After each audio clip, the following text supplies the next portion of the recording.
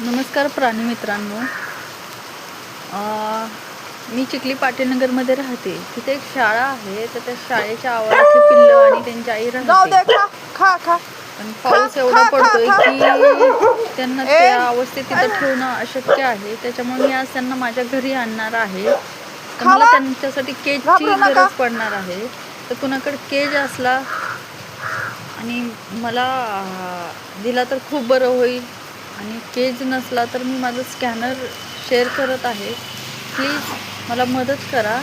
माझा mobile number आहे 9730106461.